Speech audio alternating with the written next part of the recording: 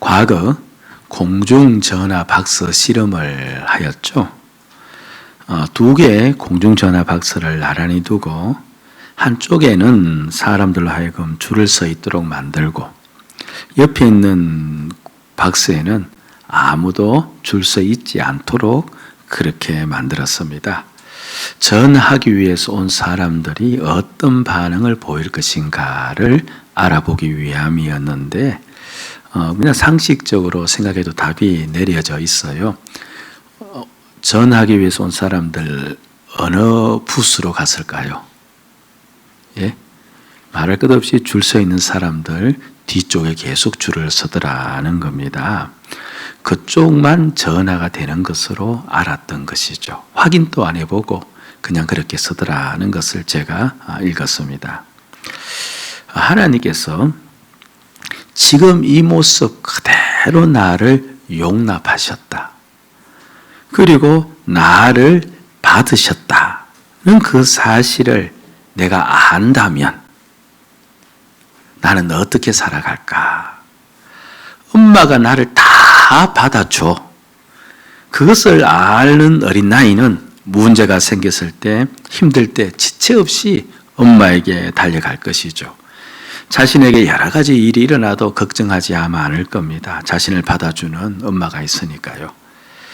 만물의 주권자이신 하나님께서 나를 이 모습 그대로 받아주신다. 이 진리를 우리가 보게 되면 우리는 모든 상황 가운데서 자신감을 가질 겁니다. 그리고 힘을 낼 수 있으리라 여겨집니다. 예수를 나의 주로 믿으면 하나님은 나를 어렵다라고 여기죠. 우리는 이제 설교 들을 때 한 가지 서로 묵인을 좀 했으면 좋을 것 같아요. 제가 믿음으로라는 말이 나올 때는 그냥 응당 그 안에 믿음의 내용, 나는 죽고 예수가 내 안에 살아계셔 내가 예수로 산다. 그 부분을 이야기한다는 것을 우리가 전제하고 들어야 되겠습니다. 우리 안에서 믿음은 이제 그것이니까요. 그게 또 성경이 말하는 믿음이니까 제가 믿음 이야기 할 때마다 많은 분들이 그냥 교회 출석하는 것을 믿음으로 여기고 있는 분들이 있어서 행위나 잘못 알까 싶어 꼭 이렇게 덧붙이는데 그러다 보니까 자꾸 설교 시간이 길어지고 덧붙이다 보니까 또 우리가 계속 반복하러 듣게 되어지므로 힘들어지는데 믿음하면 바로 십자가의 죽음과 부활 그리고 내가 죽고 예수로 사는 것 그걸 이야기한다라고 우리가 미리 아시고 그렇게 들으시면 됩니다. 그러니까 믿음으로 우리는 어려워집니다. 근데 어렵다고 여긴다는 말은 2주 전에 우리가 배웠는데요. 하나님이 나를 심판하지 않는다는 말이죠. 심판하지 않는다는 말은 내가 지금부터 너를 용납하겠다. 내가 너를 너 모습 그대로 받아주겠다는 말씀입니다. 많은 성도들은 예수를 주로 믿으면서도 자신이 어려워졌음을 확신하지 못합니다. 그 유람선 티켓을 구입할 때 그 티켓 값 속에는 선내의 모든 식당을 이용할 수 있는 권리가 들어가 있다고 가정을 해봅니다.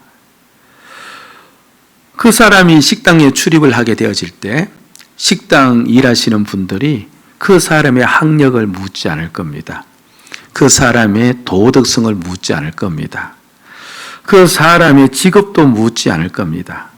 그가 음식을 먹고자 하면 모든 식당은 그의 입장을 허용하고 그가 원하는 음식을 내어놓을 겁니다. 근데 정작 자신은 그 티켓 안에 음식값이 포함된 줄을 모른다면 그러면 좋은 음식을 먹고 싶지만 그는 참아야 합니다. 그리고 자신이 가지고 온 메마른 음식을 먹으면서 여행을 할 수밖에 없을 겁니다. 오늘 성도들 중에서도 분명히 예수를 주로 믿고 있어요.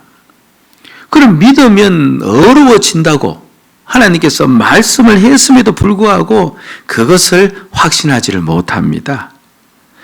그러니까 하나님이 자신을 100% 받아줄지를 모르니까 기도하면서도 이 기도에 응답이 있을지 없을지 불안해하죠. 그리고 하나님이 자신을 축복할지 안 할지 그것에 대해서도 불안해합니다. 하나님이 나를 받으셨다는 사실을 내가 알면은 우린 두려움과 염려를 얼마든지 이길 수 있습니다. 주님께 가면 되니까요. 그런데 많은 성도가 그 사실을 확신하지 못하기 때문에 한숨과 낙담으로 살아가는 겁니다. 왜 하나님은 믿으면 어려워졌다고 하는데 우리는 그 사실을 잘 믿지를 못할까? 먼저는 자신의 마음을 보고 판단하기 때문에 그렇습니다. 마음에 뭔가 큰 감동이 별로 없어요. 믿으면 어려워졌다고 하면 내 심령 속에 무언가 그쪽 선에 대한 욕구 그리고 계명을 지키고 싶은 욕구들이 불같이 일어나는 무언가가 있어야 되는데 마음이 밋밋합니다. 확신이 서질 않습니다. 그래서 믿으면 어려워졌다는 그 말이 내 마음속에 부딪혀 오지 않으니까 받아들이지 않습니다. 또는 자신의 행위를 보고 판단을 합니다. 말씀대로 살아야 되는데 말씀대로 살지를 못하는 자신을 보면서 이런 내가 어떻게 어려워졌는가 그렇게 결론을 내리죠. 지금 우간다는 우리 모두가 알고 있는 나라입니다. 가보지는 못하고 듣지는 못했어도 한때 우간다라는 나라가 전혀 우리에게 알려지지 않았을 때도 있었습니다. 처음은 아프리카 중앙에 우간다라는 나라가 있어. 그렇게 이야기했을 때 그 나라의 이름이 전혀 우리에게 소개되지 않았을 그때 그렇게 누군가가 나에게 말을 했다면 그 말을 듣고 내 마음속에 어떤 반응이 일어나느냐 하니까 전혀 반응이 일어나지 않습니다. 그리고 그 말을 들으면서 그렇잖아요. 내가 경험을 한 번도 해본 적이 없죠. 우간다의 언어도 그리고 우간다의 사람도 우간다의 땅도 밟아본 적도 들어본 적도 전혀 없기 때문에 우리에게는 확신이 하나도 서지를 않습니다. 우간다라는 나라가 있어 그 말 한마디가 내 마음에 무언가 그렇죠. 감정을 일으키고 그리고 내 경험 속에서 확신을 일으키는 그런 부분이 전혀 없습니다.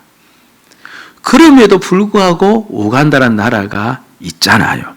그게 어딨냐 이렇게 이야기하면 그게 있다는 그 사실을 너가 증명해 보아라 라고 이야기하면 무엇을 내밀면 됩니까?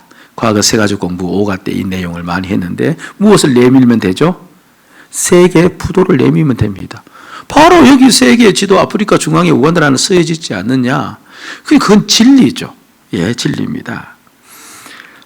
우리가 믿으면 어려워진다는 이 말씀을 확신하지 못하는 까닭이 자꾸만 자신의 마음을 보고 말씀대로 살지 못하는 자신의 모습을 보는데요. 그렇게 해서는 안 되고 우리는 진리를 보아야 돼요. 진리가 믿으면 어려워진다라고 기록되었으면 그러면 내가 예수를 지금 적어도 주로 믿고 있다는 것은 확실하지 않습니까? 그러면 나는 어떤 자가 된 겁니까? 어려운 자가 된 거죠. 진리가 그렇게 이야기하면. 그런데 성경에는 분명히 이 모든 세상은 없어져도 결단코 없어지지 않은 하나님의 말씀은 성경에는 분명히 예수 십자가를 믿으면 너는 어떤 자로 하나님께서 인정하신다? 어려운 자로 인정하신다. 하나님이 너를 지금 너 모습 그대로 받아준다고 말씀하신다. 분명히 기록이 되었잖아요. 그럼 그 분명한 사실을 보고 나는 어떻게 해야 돼요?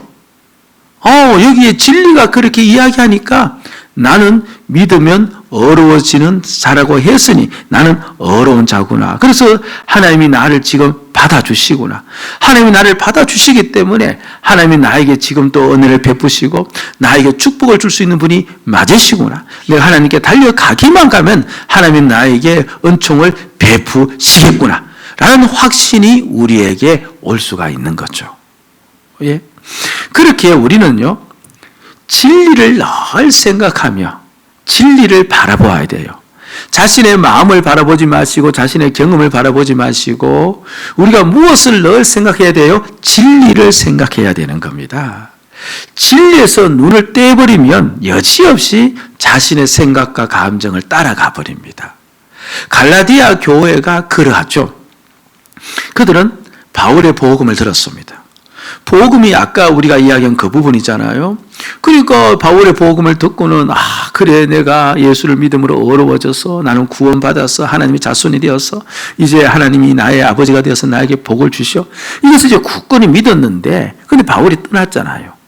떠났습니다. 그리고 그 당시에는 이 신약이라는 성경이 없지 않았습니까?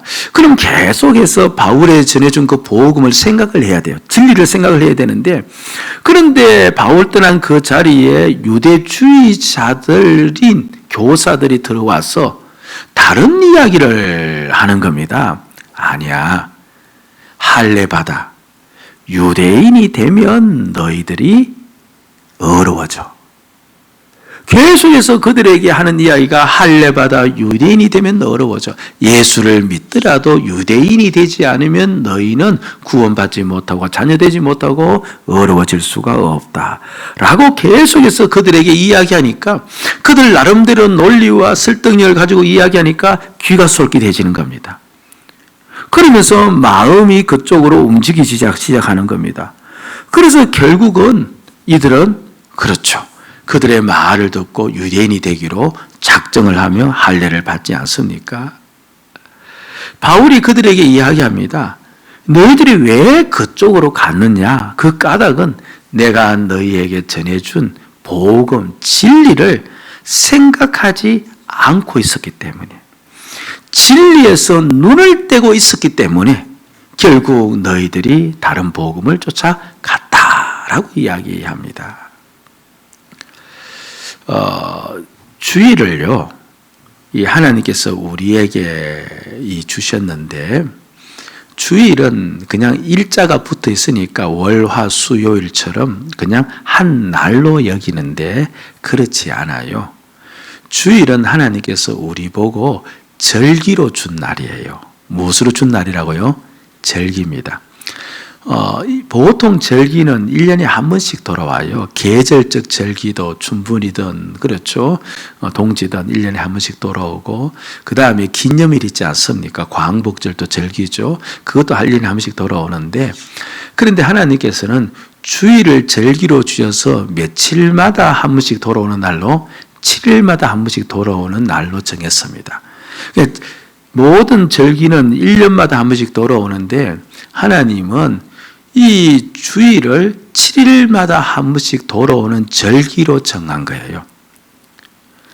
절기는 기념하는 날이지 않습니까? 그럼 주일은 무엇을 기념하느냐니까 하나님이 내 아버지 되시고 예수가 내 주인이 되신다는 것을 드러내고 높이는 날. 이것이 바로 주일이거든요.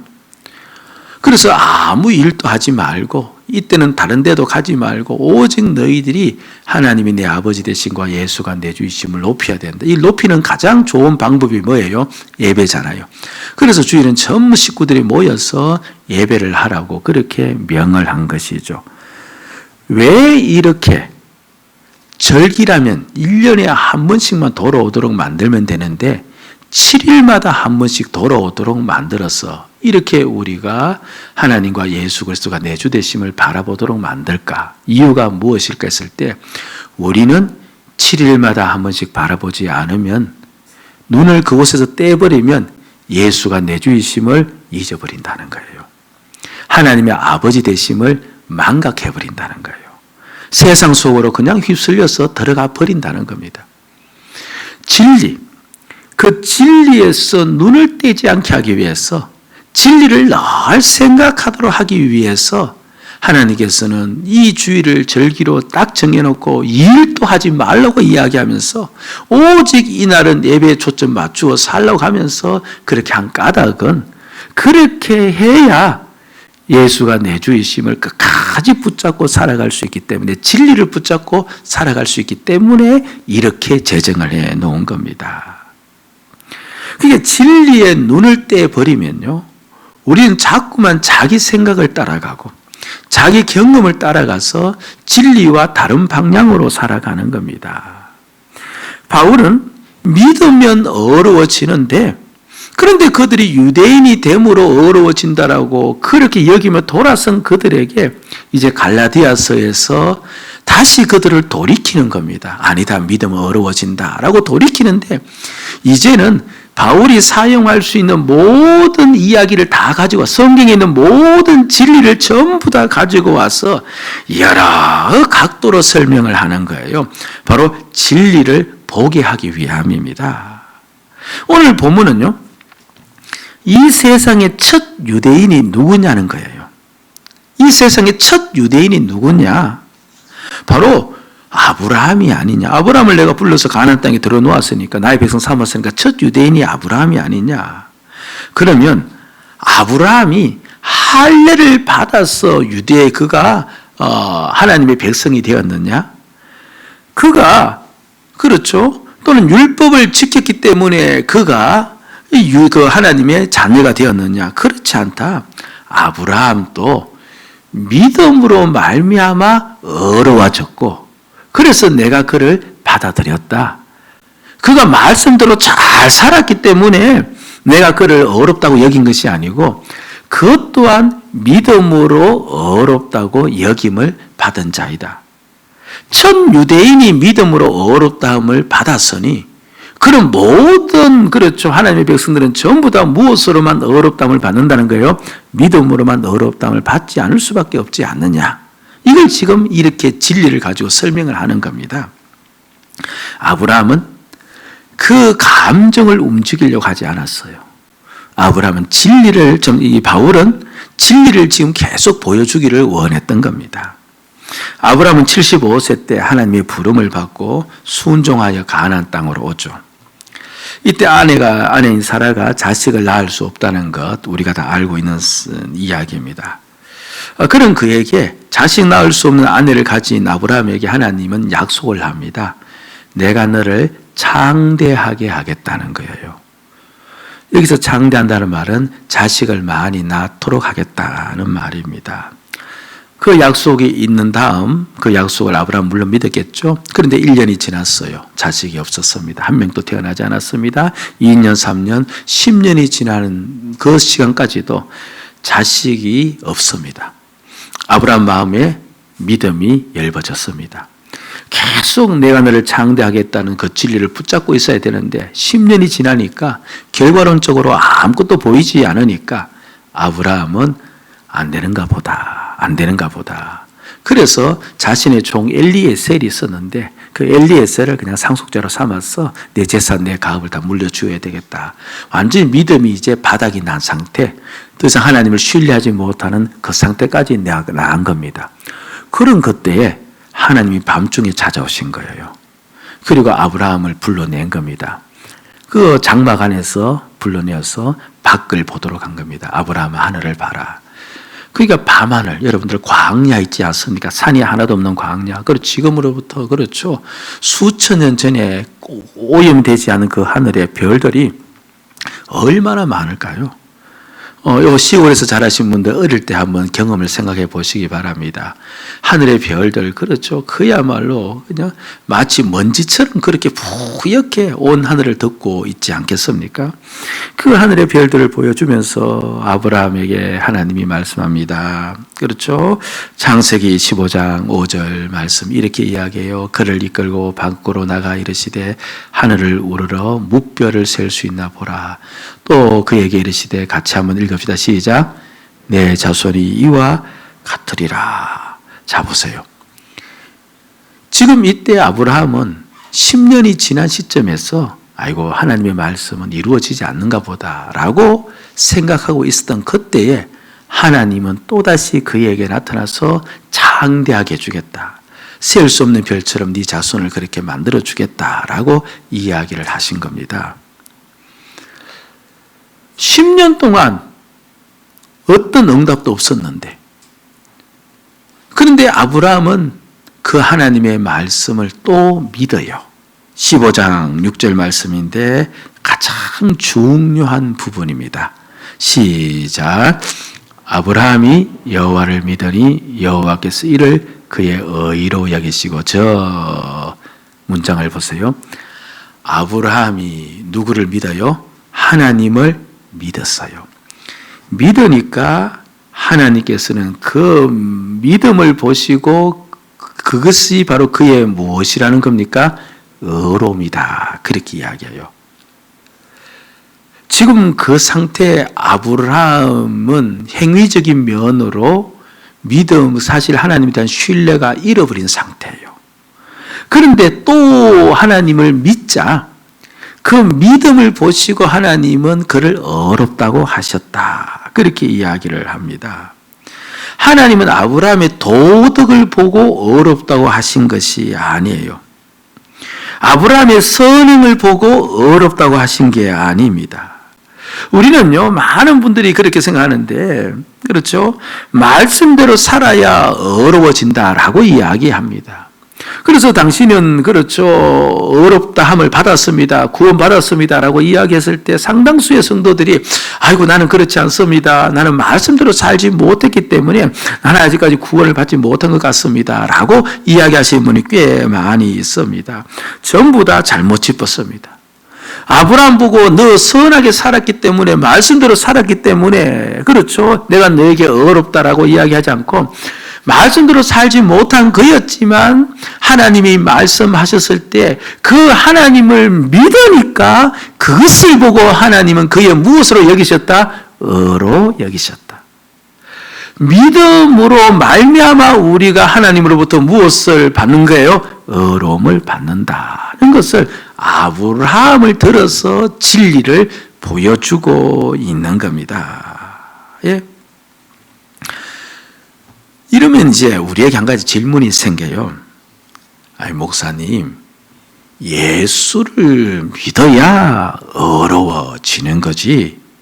아니, 아브라함은 예수 그리스도를 알지도 못하였는데, 알지 못하니까 믿지를 않았던 거죠.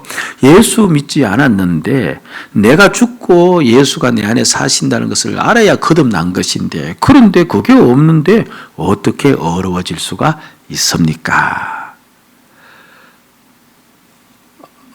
별로 궁금하지 않으신가 봐요. 네, 그렇잖아요. 반드시 누구를 믿어야만 돼요? 예수를 믿어야만 돼요. 예수 믿지 않으면 절대로 어려워질 수가 없어요. 근데 아브라함은 예수님의 예자도 모르는데 그를 보고 어렵다고 한 겁니다. 아니, 무슨 까닭인가? 하나님만 믿으면 어렵다고 하면, 그럼 지금 우리 식으로 그대로 가져와 버리면 예수 안 믿고 누구를 믿어도 돼요? 하나님만 믿어도 되는데, 지금 저 유대인들은 예수를 안 믿고 누구를 믿어요? 하나님을, 그래서 유일한 하나님만이 하나님 줄 알고 믿고 있는 거예요. 그렇잖아요. 그럼 저들도 어렵다고 해야 되는데, 아니, 왜 그렇습니까? 예수 믿지 않은 이 아브라함을 향해서 어떻게 이런 말을 할 수 있습니까? 라는 의문이 우리에게 들 수가 있는데, 거기에 대해서 바울이 8절에서 이렇게 설명을 합니다. 보세요. 좀 말씀이 어려운데 같이 한번 차근차근 보도록 합시다. 우리 집중하자는 차원에서 가정에서는 크게 한번 읽읍시다. 시작. 또 하나님이 이방을 믿음으로 말미암아 의로 정하신 것을 성경이 미리 알고 먼저 아브라함에게 복음을 전하되 모든 이방인이 너로 말미암아 복을 받게 하였느니라. 자, 저 말씀 보시면요, 무슨 말씀하니까 하나님이 이방을 믿음으로 말미암아 의로 정하실 것을 장차 예수 그리스도를 통하여서 사람들이, 이방인들이 어려워질 것을 미리 알고 미리 그것을 생각한 다음에 아브라함을 통하여서 하나의 예표로서 믿음으로 어려워진다는 것을 보여주기로 작정했다는 겁니다. 그러니까 예수를 믿음으로 어려워진다는 이 사실을 예수님 때에 가서 보여주면 너무 늦은 거예요. 아예 첫 번째 유대인인 아브라함, 하나님이 첫 번째 자신의 백성으로 삼고자 했던 아브라함 때부터 믿음으로 어려워진다는 것을 미리 보여주어야, 하나의 것이 예표가 되어야만 나중에 예수를 믿음으로 어려워진다는 그 사실이 분명히 새겨질 수 있기 때문에 그렇게 해서 미리 보여주었다는 겁니다. 그러니까 성경은 처음부터 오직 무엇으로만 어려워진다는 거예요? 믿음으로만 어려워진다. 하나님이 그를 받으시는데, 하나님이 그를 용납하시는데 그가 도덕적 삶을 살았어. 그가 계명대로 살아서 그를 받는 것이 아니라 오직 그가 무엇을 했기 때문에 그가 믿었기 때문에 하나님이 그를 받으신다는 겁니다. 받으신다는 겁니다. 네. 한 가지 착각은 좀 하지 마셔야 됩니다. 성경이요, 율법이나 계명이나 똑같은 말인데 그것도 하나님의 말씀이죠. 이 계명으로 어렵게 되지 못한다라고 말을 하지 않습니까? 그러자 우리는 어떻게 받아들였느냐니까요. 여기서 이제 좀 죄송하지만 한국 교회가 이제 이 성경 방향이 아닌 다른 방향으로 가게 된 시작점인데요. 그러니까 계명으로 어려워지지 못하고 믿음으로 어려워진다니까 믿음과 계명을 반대 개념으로 놓아버린 겁니다. 놓아버린 거예요. 그러니까 계명은 지키든 안 지키든 상관없다. 이제 이렇게까지 가버린 거예요. 믿음으로만 어려워지니까. 그리고 그 믿음도 우리가 이야기하는, 그렇죠, 예수를 주인 삼는 것을 이야기하지 않고 단순히 이렇게 교회에 나와서 신앙생활을 하는 이것을 믿음으로만 여겼던 겁니다. 그래서 교회 생활은 그렇게 열심히 하고 신앙생활이라는 것은 그렇게 열심히 하는데 밖에 나가서 가정이든 직장이든 그의 삶의 모습을 보면 세상 사람과 다를 바 없이 사는 사람들 꽤 많습니다. 그러면서 자신들은 나는 믿음으로 어려워졌다라고 이야기하신 분들이 꽤 많이 있어요. 있습니다. 그렇죠. 믿음이 무엇인지도 몰라서 그렇고, 그렇죠. 실제로 내가 예수를 믿으면요. 여러분 보세요. 믿으면 내가 주님이 내 안에 계시고, 그럼 나는 오직 주님으로 살아야 되거든요. 그럼 주님의 몸으로 사는 자들은요, 계명을 지키려고 애를 써요, 안 써요? 애를 써요. 발버둥을 치는 겁니다. 어떠하든 계명 지키기 위해서, 말씀대로 살기 위해서 혼신의 힘을 다 기울이는 겁니다. 그럼에도 불구하고 말씀대로 살지 못하였고 계명대로 살지 못했다고 해서 그 사람들이요, 아이고 나는 어려워지지 않았다 이렇게 이야기하지는 않는 거예요. 믿음으로 어려워졌다는 것은 분명히 알고 있어요. 그럼에도 불구하고 그 믿음의 본질이 그것이기 때문에 그들은 계명을 지키려고 발버둥을 치는 겁니다. 그러니까 믿음과 계명은 반대 개념이 아니고 원래 한데 묶여 있는 개념인데, 그러나 여하튼 그렇죠, 성경에서 말씀하신 너가 말씀대로 살아가는 그것만 가지고 어려워질 수는 없다. 왜 그런가? 그 까닭을 이야기하는데요. 10절 말씀입니다. 자, 10절 보세요. 초등만 같이 읽읍시다. 시작. 무릇 율법 행위에 속한 자들은 저주 아래 있나니. 자, 이게 부정적인 것을 같이 크게 읽으면 그게 더 이상하지만 그래도 좀 기억하자는 차원에서 따라합시다. 율법 행위에 속한 자들은 저주 아래 있다. 다시 한번 시작. 율법 행위에 속한 자들은 저주 아래 있다. 그러니까 계명대로 살면서 내가 어려워지려고 한다면 그 사람은 축복 아래 있는 것이 아니라 어디에 있다는 거예요? 저주 아래 있다. 하나님의 말씀대로 살아서 어려워지려고 하는 자가 있다면 그 사람은 어디 안에 있는 거예요? 저주 안에 있는 겁니다. 이게 무슨 말이냐 하니까요. 자, 저와 여러분들 향하여서 이제 누군가가 이렇게 이야기를 한다고 생각합시다. 당신들 100m 달리기를 5초 내로 주파를 하면 살려주고 주파하지 않으면 전부 다 죽인다. 너희들 100m를 5초 내로 주파하면은 너희들 전부 다 내가 살려줄 것이다 라고 이야기를 한다고 합시다. 그럼 그 말은요, 살려준다는 말은 상당히 고맙게 들리는데 사실을 살려준다는 그 말은 저주입니까? 축복입니까? 저주죠.